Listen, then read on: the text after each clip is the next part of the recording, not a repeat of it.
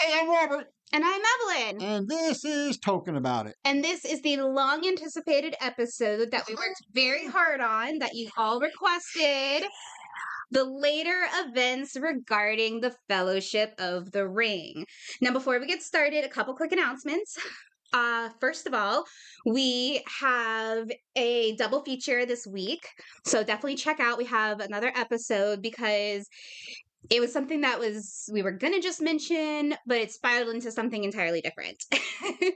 So we hope you enjoy whatever that turned out to be. Yeah, it basically went from what originally was 2 minutes talking about it in the car on the way to lunch To 35 minutes. a 35-minute episode. So yeah, just enjoy it. It happened. But this is the main episode for this week. But listen to it. But listen to it, yes. Listen to it. It involves having a lot of your own opinions on things, and we would love to have yours. And that's all we'll say. Second, we just found out literally yesterday that, or at least recording this, that the way that YouTube does their podcast servicing, when it changed, our podcast did not transfer properly. So I am currently working on it. It is actually in the background processing at the moment. So hopefully it'll be up by the time this episode comes out, and you guys will be able to hear all of our past podcasts and upcoming ones on YouTube as well, and YouTube Music. But if not, it will be by the end of the week. And last but not least, this episode marks our final Lord of the Ring book episode, where we're taking something directly from the books and talking about it. However, it is not our final Lord of the Rings episode. We still have a couple more that we want to do. So we're going to be talking about some stuff that was inspired directly by Lord of the Rings. And so, again, we're working really hard on that. And then we'll finally start The Hobbit. So it's exciting stuff coming up, guys. I'm a lot of stuff, a lot of hard work on our end, but we're happy to do it with this new year. Yeah. So the way that this episode is going to work, because there's a lot of information, both in the timeline and that's briefly mentioned in the timeline that has more information about it. So the way that we decided we're going to do this is we're going to do it by the timeline that's in the book and talk about that specific, like those specific things. But Dad had a lot of fun doing his own work. And so at the very end, we're going to go through the list of all the people in the Fellowship and see if there's anything else that we need to add about after the events of The Lord of the Rings. All right, so are you ready? Mm-hmm. So I'm going to start off by saying that the timeline, the way it is written in the appendices for Return of the King, is in Shire Reckoning. And it talks about right beforehand and at the very first part of the timeline that the book is written in Shire Reckoning, which makes sense because it's supposed to be written by Bilbo, Frodo, and Sam, who are hobbits. And so Shire Reckoning does have different years than the third and the fourth age. So the fourth age begins directly at the crowning of Aragorn, but the way the timeline in the book is written is by Shire Reckoning. So I didn't want to do any math, so I just didn't write anything down. I didn't do any math either. Awesome. That's why I chose to write my characters. Yeah, he decided to do the character study. I decided to do the timeline study, and we are combining. I have a couple numbers mentioned, but no actual dates or conversions. I have enough international friends. Shout out to y'all, and that's enough for me. Okay. So the first thing that is mentioned is that 3 years after the start of the fourth age, Sam was elected mayor. Pippin marries Diamond of Longcleave. And it says King Elisar declares it a free land and that no man shall enter. Okay, so right from the back, there's two things here. Right. So I'll start with the first. We're just going to go in order. So Diamond of Longcleave. Diamond of Longcleve was most likely a part of the Northern Took family. Right. And when I Googled her and was looking at stuff, um, that while not much is really known about her, her name being Diamond, um, is meant to imply that she is of high class and what Right, hobbits would consider the equivalent of nobility, essentially. right. So the last part of that, the King Elisar, he just threw a random name out at the very end of these appendices in the story. So I googled who it was, and apparently that is Aragorn's kingly name, and we both have information about that. So you start first. Okay, so legend said that Gladriel would eventually bequeath the Elfstone to a man who would go by the name of Elistar. Elistar was also the name of the Elfstone in Elvish. So when Aragorn finally fulfilled his destiny, he becomes King Elistar in recognition of the Elvish honor that he was given. Okay. Yeah. Because I also saw, I just looked up like what Elisar was, and I'm like, well, what's the Elisar? Why wasn't that mentioned before? And so, like you said, it translates literally to Elfstone, and the legend says that Gandalf brought it directly from the Valar, and that the stone itself, when you look through it, anything that is aged and old and withered looks young and fresh through it, and it's like a greenish kind of thing, or a greenish stone that's lighter in color to an emerald. And then anyone who touches it, it gives the healing of hurt. And I thought that word was very interesting because that's directly from Tolkien, is that it heals the hurt. And knowing how intentional Tolkien is with words, I assume it means more than just physical injuries. Yeah. Like it can mean emotional or mental, magical injuries as well. Right, that sounds about right to me too. Mhm. Um, So 3 to 4 years after that, Pippin has a son, and he names him Faramir. That's just it's cute Yes, because he and Faramir were bros, and I love this. Um, and then a year after that, Sam has another daughter. Um, he has a girl named Goldilocks. I want to mention that at the very end of the story of Lord of the Rings, we do find out about his first two children, Eleanor and Frodo. So this is basically his first child, technically in the Fourth Age. Um, and they're born around the same time. And because it's just not mentioned anywhere else, I knew Sam had a ton of kids. And so he had 13 kids with Rosie, named mostly after their dearest friends. right. Yeah, so we have Eleanor the Fair, which we'll hear a little bit more about later.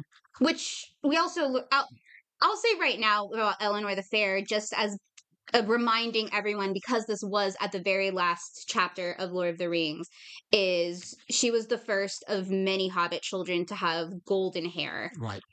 Because of this new prosperous time that the hobbits are in. And it was very obviously she was the first one with it, so it was really rare, but the golden haired hobbits start to become much more common after that. Right. And what's also interesting is that, Samwise named almost all of his female children after flowers. Which is a hobbit custom. Well, but it's also, he mentions it too. Oh yeah, I, he mentions that it's like as well because Rosie as right, well. yeah. Yeah, so but again, it's a hobbit tradition. And I think it's Yeah. cute. It's really cute. So we have Eleanor the Fair, Frodo, Rose, Mary and Pipkin, Goldilocks, Hamfast, Daisy, Primrose, Bilbo, Ruby, Robin, and Tolman. Now, I'm not certain if Robin is male or female, but we do have a female that doesn't have a flower name, Ruby, which I Oh. I really wish we knew more about that. Yeah. I'm going to We really only have their names. I'm I gonna wish there was more. I'm gonna dig into it a little bit Hmm. and decide that he named her Ruby after the Red Book. Ooh. Yeah. So I can feel that. Okay. Um, yeah. So shortly after that, we have Mary, who becomes master of Buckland, and he becomes known as, how do you say it? Meriadoc the Magnificent. I don't know why, but it's a tongue twister for me. But yes, he gets that title. And then both the kingdoms of Rohan and Gondor send him great gifts Yeah, for it. but what I find interesting though is the way Tolkien wrote this. It's he became known as Meriadoc the Magnificent. So that might not necessarily be somebody giving him a nickname. I can see Mary calling himself that. Think about that. Oh, I see it. Oh my gosh. But then again, I didn't mention it in my notes because I didn't think it was that important. But now that you mention it, when I was looking up what the Master of Buckland was, which I'll explain in a second, previous names included, I saw someone who was called Wide of Belt, um, implying that he was quite large, even for a Uh-huh. hobbit. So that led me to believe that the names were bestowed upon them. Right. But I can absolutely see Mary being like, I'm gonna pick my name right now. Right. And But the Master of Buckland was basically the hobbit equivalent to like a royal title. And they only had like nominal authority, very limited, but they had great respect for it. Like kind of like we have with like modern Western, well, just modern nobles in general that have limited role, but there's still a lot of respect associated with it. Um, and it's not mentioned in the timeline, but he does get married. He marries, Stella. yes. And she is the sister of Fatty. Um, and this is something that I noticed that we see a lot of the hobbits marrying sisters of friends and relatives, of friends and such. But that's something that was kind of a thing Because back then with Tolkien but because travel was not very well common. also what other And women that's do you know other than relatives of your friends? exactly like that's who's in the community. That's who you know. You don't a lot of times people stay within their communities and that's who you grow up with and that's who you become fond of. So that makes a lot of sense for the hobbits. I'm going to stick this in here, even though it might be in the later on. Hmm. But another reason why I thought he might have been called, so maybe also um, Meriadoc the Magnificent might have come about because he wrote a few history books, Hmm. and then later on he helped assemble the Tell of Years in Rivendell. Right. Uh, so I mean that might be another reason. True. He expanded knowledge. Right, and I have to say, I really, really, really find that interesting. How so? Because Merry and Pippin don't seem like someone who's going to sit down and write a book Or read a book. or know what a book is. Not Yeah. that, We know that they were literally just of age during the Fellowship of the Rings. I believe Mary was 36 and Pippin was 33, and 33 is just the age of adulthood, which is why they were even able to go on the adventure in the first place. And so I think that something that we did talk about with them throughout the books is we see them mature throughout this entire thing. Like, yes, they knew that when they were older that they would have these inherited positions of power.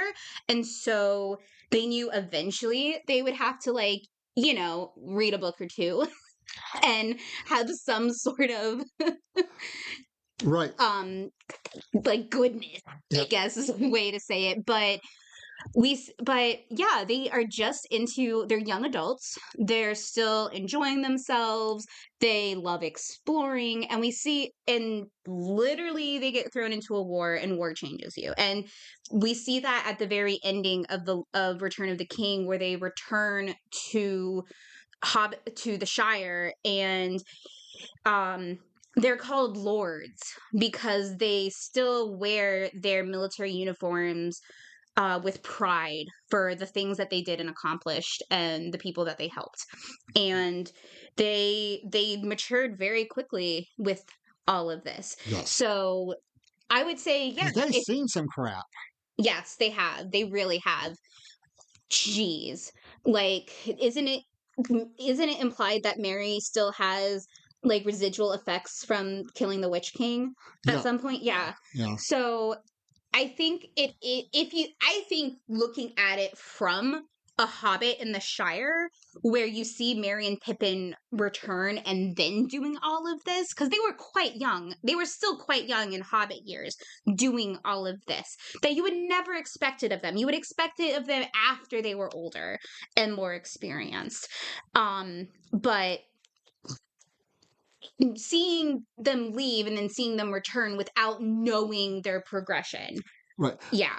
So, and I'm going to throw something else out here. It's not, I don't think it's a common idea, but, and I don't remember where I heard it first, but, one, Pippin is not nearly as active in the book as Mary.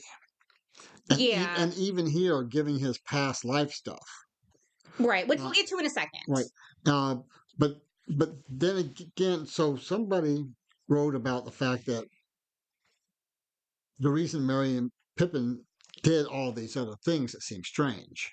Mhm. Um, you know, they were. The theory is that if they were outside trying to do their own garden or something, people would come to talk to them, Hmm. and they would never get a chance to finish their garden. So they both picked things that could be done inside or away from public eye. Interesting. Okay. So yeah, Very interesting. Um, but again, I think that they experienced the outside world and enjoyed it. Like it was, but yeah, I definitely think that theory has a lot of merit personally. Um, but yeah, we know that Mary has at least one son, but we don't even have a name for him. And then I found this while trying to find the name of his son. So I'm not entirely sure where the source came from because it was on the One Ring wiki. So someone could help me with that. But apparently, he also has the name added to his name, Holdwine, that is given from the kingdom of Rohan, and it comes from the Old English phrase for faithful friend, which we just talked about. It does seem that Mary does a lot more in the books than Pippin does. Um, and so his relationship with Rohan, that makes a lot of sense. And I think that's really nice. But going on to Pippin, a couple years after Mary becomes the Master of Buckland, Pippin inherits the head of Clan Took and becomes the Thane. And then with that, um, Aragorn makes he makes the positions of Thane and the mayor of the Shire counselors to the North Kingdom, which is his kingdom. So I think that's kind of cool. And I honestly forgot to see if Master of Buckland was included in that. Um so that might also be included. But I think it's really cool that Aragorn is expanding the Hobbit's roles in the kingdom itself. yes, Um, and so at the same time, Sam was elected for a second time as mayor. So Pippin and Sam, at least, become counselors to Aragorn. Now, so I had to look up Thane. okay, So I know I heard the term Thane before, but I wasn't quite sure what it was. So I looked it up. And for hobbits, the position of Thane is played by the male line, and it's boils down to being the master of emergencies, like being in charge when there's an emergency is kind of what it just boils down to. There's like several different roles and things that the Thane leads and does, but it's all basically for emergencies, which I love how when I was looking it up, they were like, yeah, there weren't many. In fact, one of the things that they lead has only ever happened twice ever for hobbits. And it was more of a traditional office and was rarely ever needed, which I think speaks to hobbits as itself. Like, I also, yeah, but also, I mean, outside of this, a Thane is a very low, noble, landholder. yeah, Yeah. landholder. Specifically, because again, I knew I heard the term before, but I could not remember what it is. And so it's from early modern English because there's differences, and Tolkien would absolutely know all that. There are small differences. I can see it. I am not the type of person to know them. But so Thane, Hobbit spelling Thain, comes from the early modern English word thane, Thane, meaning a landholder that was gifted the land holding due to military service to the king. And culturally, at that time in early England, holding land made you a noble. So it was minor nobility, but it was through um military service versus other types of service is where that comes from. Yeah, and later on, in both Scotland and a little bit in Wales, the term was used to denote someone who held land directly from the king and not just land. Because there was a lot of land, especially in Scotland, that was just vacant and took. Mm-hmm. Um, a lot of that land was eventually Distributed. redistributed. But this is like, no, this is directly from the king Yeah, because you did something awesome. right. Cool. And then because it's not mentioned in the timeline, we're going to go ahead and mention it here. So like Mary, like we were kind of saying before, Pippin also really turned into kind of an academic where he didn't do any writing himself. Whom? Pippin. Right. He didn't do any writing himself, but the Tooks have a great library, and he and eventually his son after him collected a ton of writings from all over, mostly histories, to add to that library that was accessible to everyone. And that is no small feat because Tolkien here is using the in this time in his world, everything is handwritten. So it's like the old English books where it's like it was all usually monks usually copied down the books and that's how you got them, which makes them extremely valuable, extremely rare and hard to get, very expensive because of that. That's why knowledge was a bit harder back then to get around to, and that's why so few people even knew how to read in the first place. So when you take all of that into consideration, what Pippin did was incredible to collect all of this information and then encourage other hobbits to consume it. If you know anything about medieval books, Mm-hmm. they're not necessarily books because when we think of a book, there's something written on both sides. Mm-hmm. But because they were basically bound script, Mm-hmm. they were only written on one side. Okay. Yeah, and that was, one reason for that was so ink wouldn't touch ink and get there. Yeah, because ink back then, I a long time ago, I saw a short documentary on basically how you write anything. And so it's like the ink doesn't dry easily or right away. And there's like stuff you have to like sprinkle on it to keep it from like Yeah, smearing and to help it it's like a dry. very fine sand. Yeah, So that even goes back to what I was saying. Like that's what makes the book so hard to make. right. And so that's why it's such, in my opinion, it's such an achievement. And yeah, and I can imagine because of who he is and his assumed wealth, he probably paid for somebody to copy him. Mm. You know, Yeah, that I would believe as well. yeah. So, Yeah, because it does say that he contributed to it as well. So that would make sense. Yeah. That would make a lot of sense. Um, so a couple years after that, we have Aragorn visiting his friends. It's at the bridge that's the border of the Shire, which I think is hilarious that I mean, not hilarious is probably the wrong word, but I think it's awesome that it's like, he's like, I know I'm the king, but I said no man will enter the Shire, so even I will respect the law. Like, it's like, I'm not exempt to my own laws type thing. Yeah. Yeah, I don't know. I found something slightly comical about it because I can imagine a situation where Merry and Pippin especially would be like, "You can come hang out with us," and he's just like, "Nah, I can't." Like I can just imagine something like Yeah. that happening. But when he does visit them, which is again, it's so nice that it's like they're able to see each other and visit.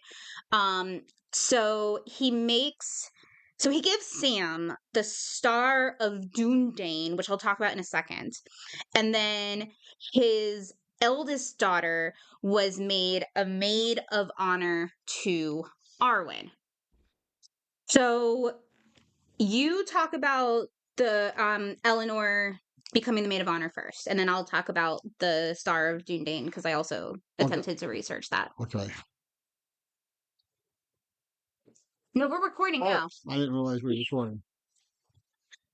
I will delete the dead air, folks. Sorry about that. Continue. We keep having to pause to make sure we're organizing our notes in the right order. So, yeah, Eleanor, the oldest child of Samwise and Rosie, was made a maid of honor to Queen Arwen. Mhm. Now, I mean that's an honor in itself. Yes, You know, absolutely it is. of being, you know, being a maid of honor for the queen. Um, this may have been because she's Sam's daughter, and it might have been some little way of giving Sam some honor as well. Uh, but it probably also helped her by being a maid of honor when she took the Red Book on herself and started keeping up with history. Yeah. And we'll talk more about that later because the timeline does talk about it more later and we're going to get into that deeper. You want me to talk about the Red Book itself here? No, I just said we'll do it when we get to that in the timeline. Oh, okay. Yeah, it comes a little bit later. Yeah, it's really interesting and I want to give it its due. That's why I think doing it a little bit later will be better. But like I said, the Star of Dúnedain. So from from basically all of that I could find on the Star of Dúnedain is it's not really known exactly what it is, but most Tolkien scholars theorize that it was the star that Aragorn himself actually wore as a ranger and noted himself as a ranger. It probably is true, and it's a great honor to have that as, especially, but if it was actually Aragorn's as well, that's even more of an honor. So he definitely was giving Sam a bunch of honor in this whole meeting itself, which I think is just, awesome. He's getting his due because, like we said, he's the real hero of the story.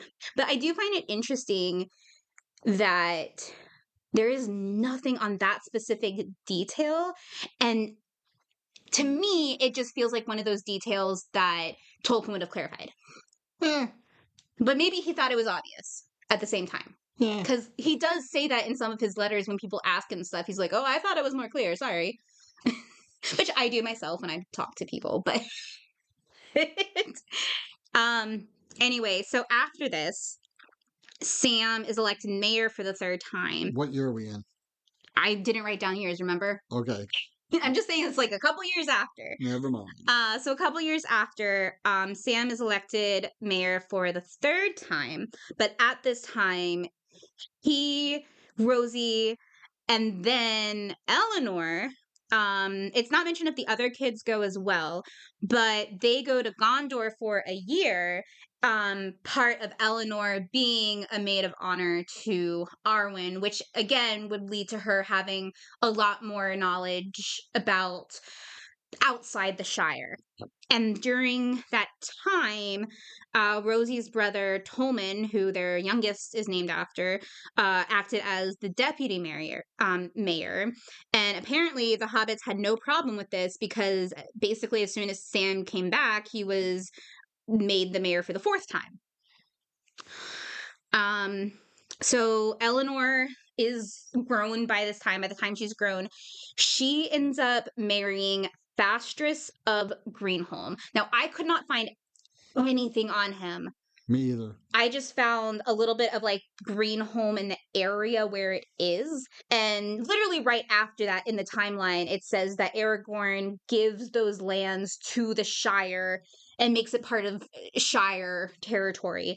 And a lot of hobbits then move there. And then directly after that, or not directly after that, but a few years after that, when Sam is elected mayor for the fifth time, we get some Nepo baby stuff in there where he asks Mary to make his son-in-law the warden of this new area, and Mary does. And that's where Eleanor's line stayed for many generations. I know I made the Nepo baby joke, but I'm gonna say with Tolkien that he knows who Fastrus is. We just don't. Again, one of those things that it's like I wish he could have gotten to. But while yeah, Sam asked Mary to do it, I don't think Mary would just do it because Sam asked, personally, especially after what he saw with Rohan and what happened there.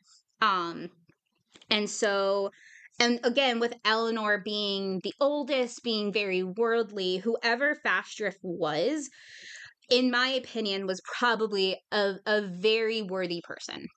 Because hobbits take the stories of their family very seriously to heart and the lessons that they're taught. And she knows about her father's history, and so I can't see her just marrying any old dude. Especially she's Eleanor the Fair. So she, I mean, if we go by like the whole beauty standards, yeah, she could probably have anyone, but it's also implied earlier in the later chapters of the book itself that that I can't speak. That she's fair in not just her looks, but also her demeanor, and to other people, she's very selfless, and she's one of those hobbits born in this time of prosperity, like we mentioned before, that they embodied this spirit of the hobbits having this newfound pride and knowledge and everything, and part of the greater world. Okay, so found a little bit about Greenholm. Okay. So it was a town of the hobbits out on the far downs, which originally laid on the western borders of the Shire. The Far Downs. Was that mentioned in Rings of Power? That sounds familiar. Yeah, I can't remember where. Yeah, I can't remember where either. It sounds familiar. So eventually, Eleanor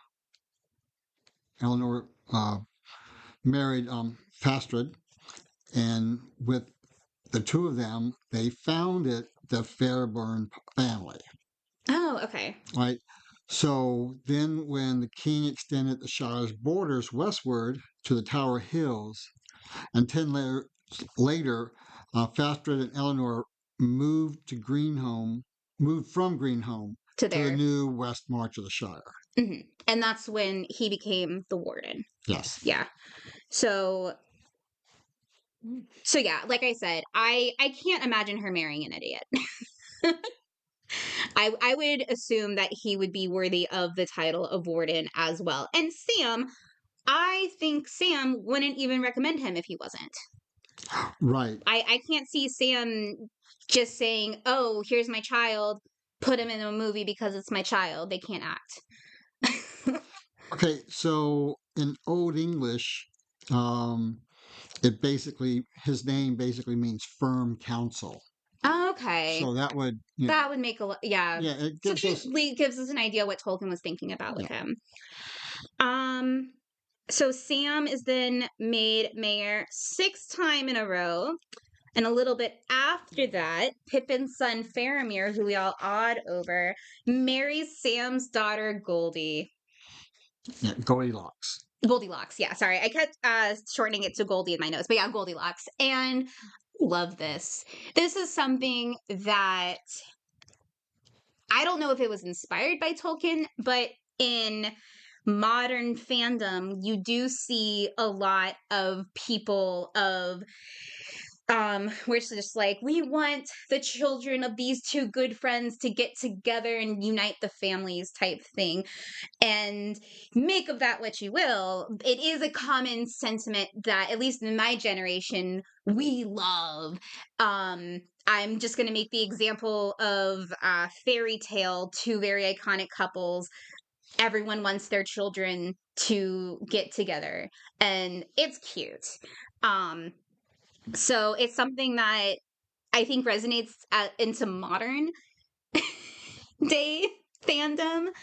And I think that's really cute. And it goes back to the whole Old English thing as well, where typically to unite houses that do have great relations, that is something that happens. I don't see that being the entire reason this happens, of course. I think it does happen very naturally, but it does echo those type of Right, arrangements that unites great houses. And it almost makes it, I think it makes it almost like sweeter that it seems to have happened organically. right. But this still doesn't add answer the question of why did Goldilocks end up going to the House of Three Bears? I really want to make a joke, but it's spoilers for The Hobbit. I'm so mad at you right now. I was about to make a terrible joke, and you know I love terrible jokes, and it's a spoiler for The Hobbit. So All if right, you know The Hobbit, you guys know where I was going with this. moving on Yes, we have to move on from that because that's blowing my brain. because it's getting Um, past my bedtime. all right. So now we are at the time where Sam is retiring after serving 7 consecutive terms as mayor, and 7 years. he retires at the age of 96. Now, you had something really interesting about this. You were really excited to share this. Yeah, so this was 7 times he was elected mayor for 7 year terms. Now, 7 is a magical number. Which would make sense for it being a Well, 7-year and I term. say, magical number, but it's It's a very also symbolic number. number, especially in, well, in a lot of religions, but especially Right. So Catholicism. yeah, and I don't remember what it is, so but yes, I know so we have like those 7 sins and yeah, everything. so but the 7 here, I think why um Tolkien picked this up is okay. 7 is four plus three, Mhm. 4 corners of the world. The Father, Trinity. Son, Holy Ghost. Yeah, I the Trinity. Yeah, I knew it was 3 plus 4. I just didn't know what they stood for. So Yeah. that would, yeah, so that would make a lot of sense for Um, Tolkien to pick that. and it's all and also in numerology, it has a high place in it. I don't remember what it was because I don't do numerology. Um, I know about ancient numerology. I know nothing about neo numerology. I just know it's a thing with numbers having power and was related to alchemy. That's all I yeah. know, is that it was related to alchemy type stuff. I don't know how it worked. So Yeah. But and apparently some divination. That's all I know about it. yes, Um but yeah, and then you said that like 7 times 7 itself is also a magical number. 49. Okay. Yeah, 49 is one shy of 50. Mhm. So 49 is also considered a lucky number. There were some ancient. Because it's 7 times 7 or because it's one less than 50? It's one less than 50. So why would that be lucky? 'Cause there, Oh, that's probably getting into numerology and I have no idea. yes, but I also know part of that was that a war party somewhere was waiting for the 50th person to show up, and 50th person showed up late and found everyone else dead. So, I wouldn't make 49 lucky. so 49 was awful if you were the 49th person to show up. Okay. That's a rabbit hole that we need to stop going down because I am very curious, but I know this has nothing to do with any of that. Okay, sure. Magical number 49. Cool. all right, keep going. Um, We're on a roll now. Keep going. yes. So anyway, so a little bit after this, Rosie then passed. And this was something you wanted to talk about a little bit too, um because when Rosie passed, Sam did a couple of I guess wrapping up of sorts of stuff. Right. So his wife died in uh, fourth age, year 61, on 22nd of September. Do we remember why that number is important? Isn't that Frodo and Bilbo's birthday? Ooh, and it's midsummer too in Shire Reckoning. I remember reading that. Uh, but so Sam left Bag End and went to the Tower Hills, where he was last seen by Eleanor, entrusting to her the Red Book. Now, according to her, he went to the Grey Havens to sail across the sea and be reunited with Frodo in the Undying Lands. Yes. So I think that's cool. Yeah, because Um, the way it words it in the timeline is really, I think, is quite beautiful. Where the last ring bearer yeah, leaves Middle Earth, but yeah, and the way that that's worded, I think, is obviously it's intentional because it's Tolkien, but it's quite beautifully written. yeah, the last ring bearer leaves. Leaves Middle Earth, yeah, Yeah, and I think that's genius yeah, the way that that's written. right. And I think it's because we were talking about the Red Book with that earlier, and he gives it to his older daughter, and you had some really cool information about it, and so I think this is the place to talk about it because like I said, I wanted to give it its own spot, and I think that's now. So the Red Book of the March was passed to her, and then she kept passing it to her descendants, and da da da da da da da. So this is where I wanted to put the stuff about the Red Book because like I said, you had some really cool information that you were talking about, and I really wanted to give it its proper spot because I mean, obviously, this is kind of what we're reading. Is we're not even reading the Red Book. I feel like well, no, we are reading the Red Book as has been translated and appendices added by some historian, cough token cough, um, who saw himself as a hobbit. Wait, that just made me think. So, uh, so if he's the translator, that would imply that he might have it in his possession. So would he be a descendant then of Sam through Eleanor? Don't do that to me. I mean, we do joke about Tolkien being a time traveler. Maybe that's the connection, is he actually has the book and it really is a translation. Let me punch you now. Connection. I didn't realize you were flipping recording. Thank you for not swearing, but yes, I I I honestly thought of it like literally like as I was talking. I did not pause. That was all. That's how my brain processes, guys. Stream of consciousness. Anyway, That's a rabbit hole, yo. the Red Book. Yes, ignore me. Continue.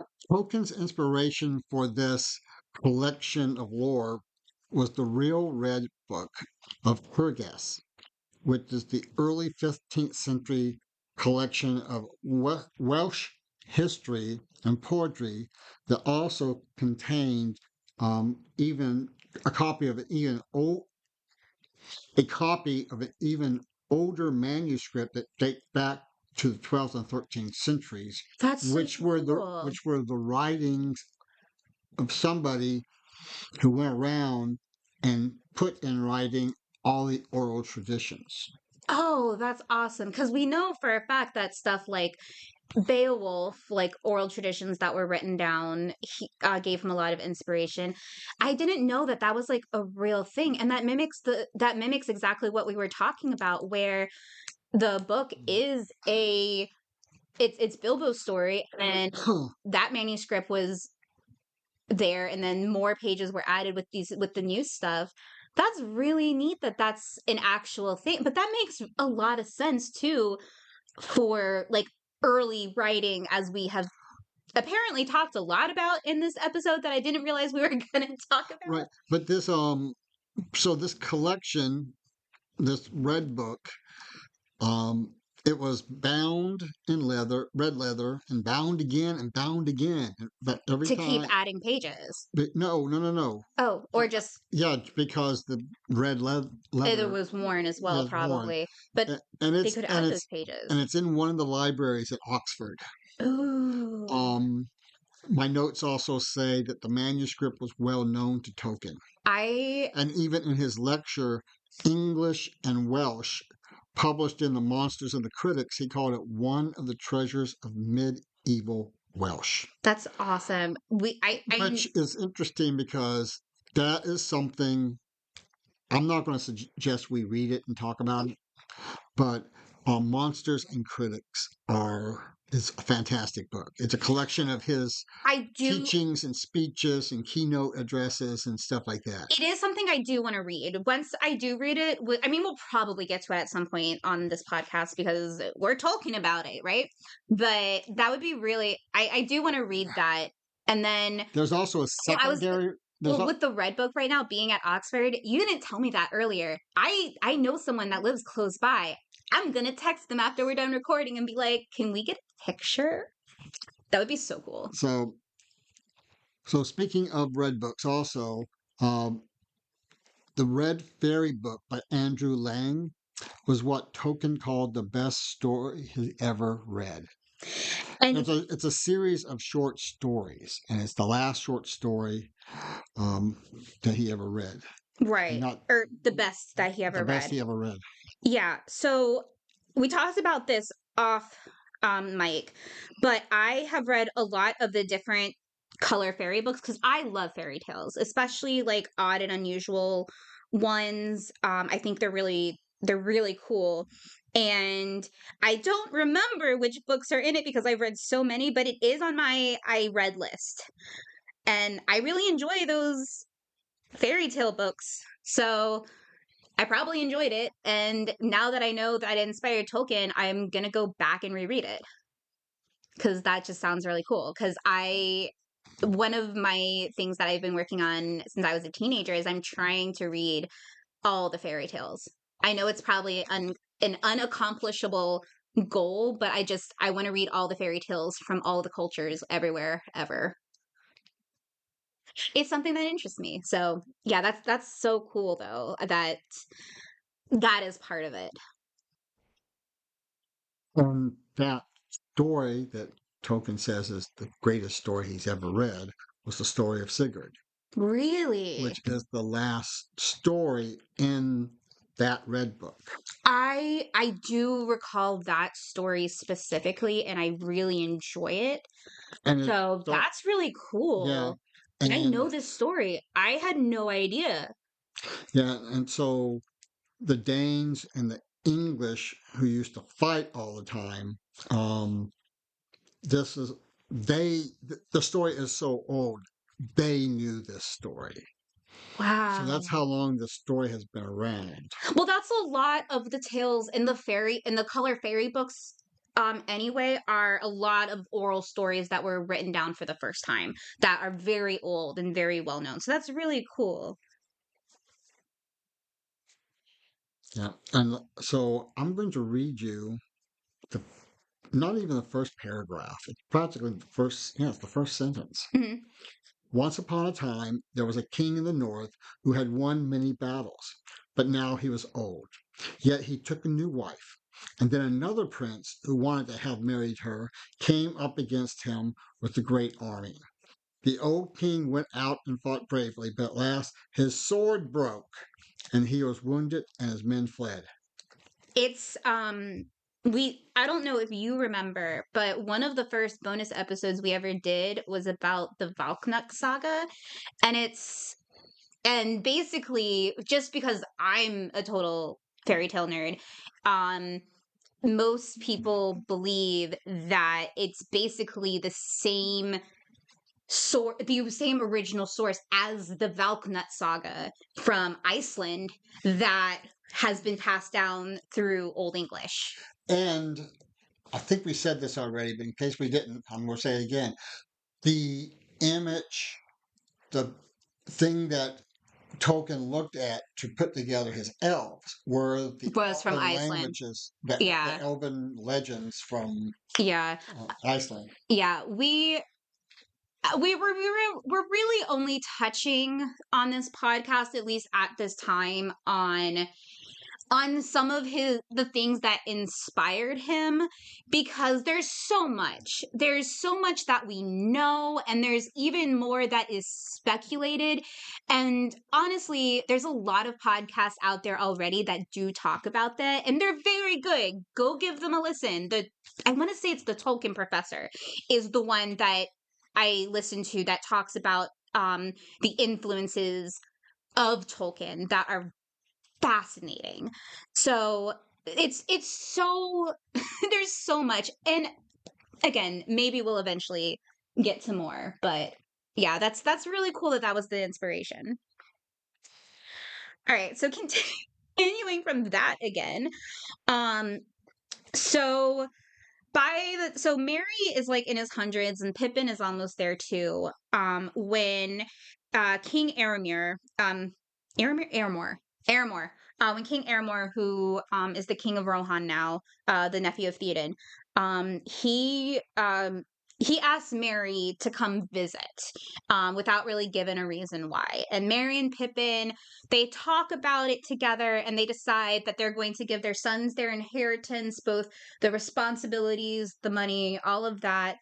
And they were going to go visit Rohan. And they it's implied that they knew that they would never see the Shire again. And in fact, they do never see the Shire again after they leave it. Right. So they set out, and they spend the last couple years of Aramir's life with him in Rohan. And after he passes, they go to Gondor, where they spend their last few years. And when they die, they're honored with a burial in Rathdennen. Right. Well, not only that, they were buried beside Aragorn. Right. Which So they weren't even given well, honor. I mean, they were given a lot of honor in the how they right. did the burial ceremony, Well, but just being placed where they were placed. right. Like, they were placed, I mean, just being placed in Rathdennen, which is, I think it loosely translates to like Streets of Kings, is what I think I read. But being buried there, but when Aragorn passed afterwards, they are moved to be beside him. And I know in our last episode, we talked a lot about Aragorn's passing, but you were going to get just a quick recap of Aragorn's passing. So Aragorn, he died at the age of 210. Which is so, just wow. The last, Like, even for, because don't they say I believe they said in the last one, that appendices that we talked about with him, that even for him coming from a line of people that are very long lived, it was still extremely long lived. right. And of those 210 years, 122 were as king. So what this means, Oh my God, did we actually do math this episode? yes, Unlike we said we wouldn't? I don't know what I just said. what this means is he was in his 80s during the Lord of the Rings books. I feel like I knew that.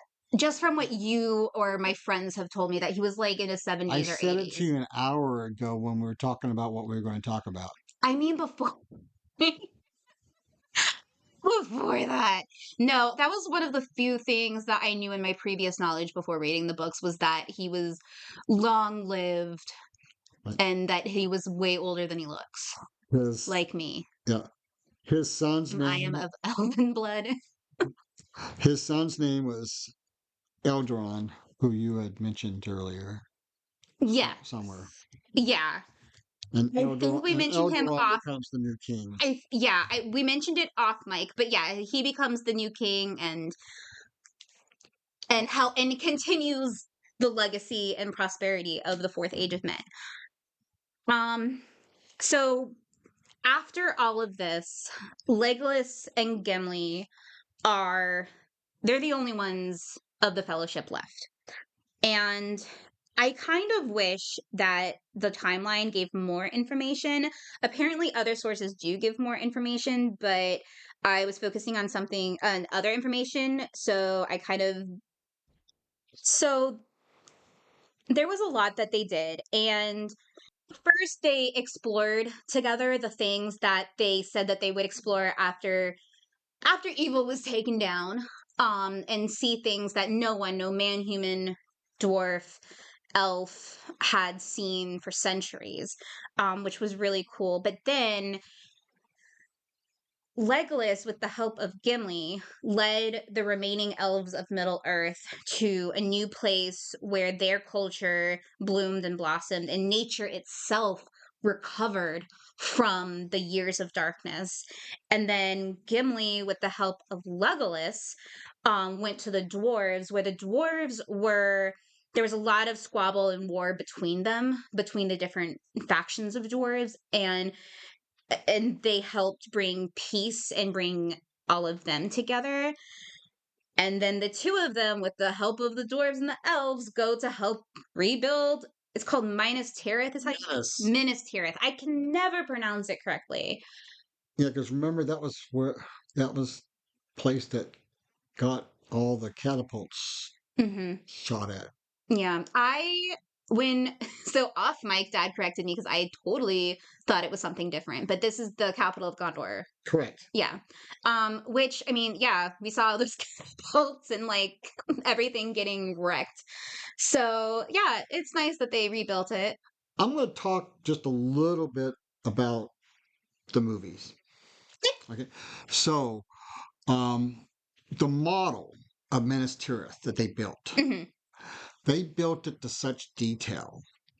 Even the part that you could not see with the camera behind, they put it together, and not even just in case. They just felt like they couldn't build Minas Tirith unless they built Minas Tirith. Yeah, that's something we did mention in the movie episode, but I love hearing that again because it just like every little detail you hear about these movies, I think the reason that they're so timeless and that they're still rewatchable classics after all this time. I know we're on a totally rabbit hole here, so I'm going to wrap it up.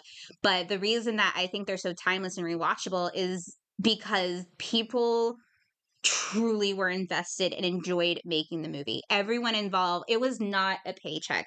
It was not George Clooney's Batman suit. It was pure love and admiration and respect and wanting to give this piece of work everything that they had. And everyone involved was so into making this as great as possible. You hear the stories of the actors who play Merry and Pippin becoming BFFs and literally like producing their own movies together that they wrote while riding on Treebeard in between scenes. You know that the actor who played Sam and Frodo were very close friends, and they're on all of the Fellowship are very good Well, friends. Pippin and Mary too. You see them doing a lot. I mean, they're going to be That's an awesome con together. Yeah, I yeah. mean, Even when they do their fan, like the fan conventions, they're yeah. together, which is awesome. And like I think, Bum. yeah, and all of them but one got the tattoo, and it's just because the one person doesn't believe in tattoos, and so his main stunt double got it. They all got the elvish number for the number of the fellowship, Yeah. and they all just have such passion for this project. But even the people behind the scenes, even the extras, people make jokes about, like, if you were over 6 foot tall and living in New Zealand, you were going to get kidnapped for the Lord of the Rings. But those people, like, the second you put on their costumes, they were orcs. They were warriors of Gondor. They were riders of Rohan. And it just goes to show you that every little person involved in this project cared about it. And that's what made it so great. And that's the end of my rabbit hole. Yeah, and because they have, things such as Theodor's. Oh, not, so it was, I can't remember who it was, but it It's the was the king. It was the king of Minas Tirith. Tirith. Yeah. Where they painted the white tree inside the armor where no one would ever see it in film. Except he would Ex- see it as he was putting it on. and yeah, and it would truly make him feel like the position that he was in. And it's like, all like, Yeah, oh my it, gosh, it helped him get flip into that character. flip that switch. Yeah. Yeah, Like the whole thing's just so cool. Like every little I detail. mean, yeah. There was people who won awards, Oh, costumes. they won so many awards. Yeah. They broke records. They broke barriers, and I think we need to stop because we could really gush forever. I know, but I'm gonna say just something else short about the movies. Okay. So I don't think they talked about this when we did the movies. So uh, a bunch of people, I was one included, when we heard that Peter Jackson was going to be the director of this movie, we're all, why? Because before that, what Peter Jackson was known for was horror movies. Yeah, I think you did mention this. And but because of his eye for detail, everybody else went, "Oh, we have permission to do detail." You Mm. know, and who knows how many hundreds of hours things ran over Hmm. because of things like building the back end Right, right. ministerial Yeah. and so forth. So, but yeah, Yeah, if I remember correctly, they were downloading the final edited copy like an hour before like the Return of the King movie premiere. Like, because they just wanted to make it absolutely perfect. Yeah. all right. Um, Moving along. yes. So That should be it. almost. Okay. Slightly. And so with that, um, Legolas built his own boat, and he and Gimli also departed for the Grey Havens and set sail to the sea.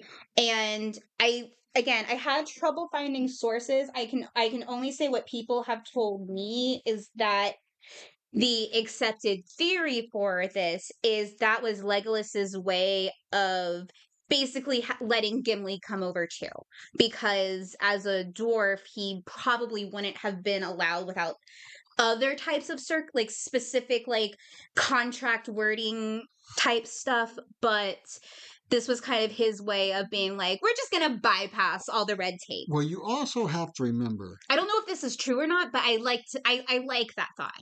So the fan theory I like is because of the three hairs from Gadriel. Remember when she asked him I remember, but what does that have to do with it? I'm if not he making the was connection. worthy, if he was worthy enough to get To three whole hairs, hairs. he was certainly worthy of that. Okay, Yeah. okay, cool. I like that as well. I like these things. So I did write down the very last sentence of the timeline because I think it's very beautiful and I think it's a very fitting end to our book discussion. And when that ship passed, an end was come in Middle Earth of the Fellowship of the Ring. Even saying it gives me chills after I've read it and typed it so many times.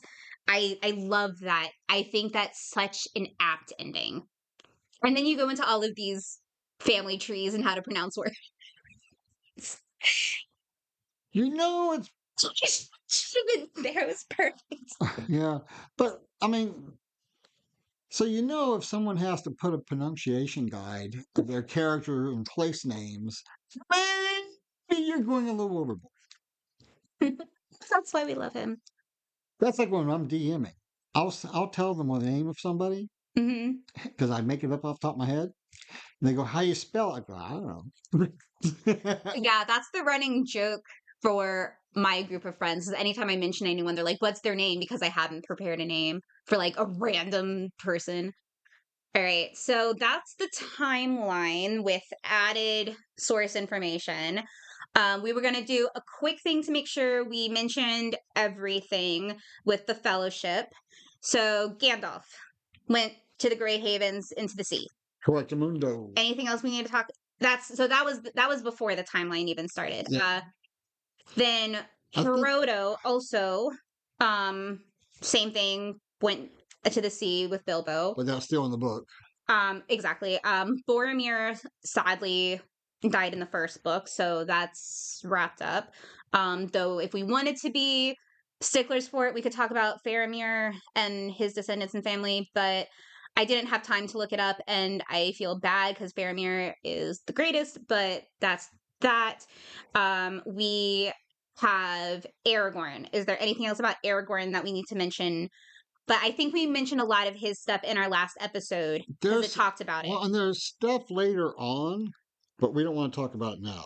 Right. And like I said, we just did a whole episode on him, so I think we're good with that. Sam. Anything else with Sam and his line that we didn't mention? No, but I mean, just 13 kids. Holy crap. Mhm. They One more than your grandmother's mother. so So I know about all those cousins. so It's fun having a ton of cousins. yes, it is. But um, they they started a line, a family line, and I can't remember what the family line is called now. But they changed their name, some Gardner to something else. Yeah. And Yeah, the male line did as well because we mentioned his Eleanor's line, but I know that the Gardeners also because you mentioned that before. yeah, Okay, Merry and Pippin. Merry and Pippin. Anything that we didn't mention? Ba-da-ba-dee-ba-doo-ba-doo-ba-doo. Just that we're disappointed that we don't know more information about Mary's line. Mary's line. Yeah, I wish we got a little bit more of Yeah, that. But I guess because he had a little bit more face time in the books, that's why they gave Pippin a little bit more in the timeline, maybe. right. Um, I still like Diamond of Long Cleave, mhm. the the woman that he married. Because truly the only thing that like literally the first thing that came to my mind was like Anne of Cleves, which is German, and I don't think that has anything to do with Tolkien. Who knows? So yeah, who knows? Maybe he just liked the name. Uh, um, and then Legolas and Gimli.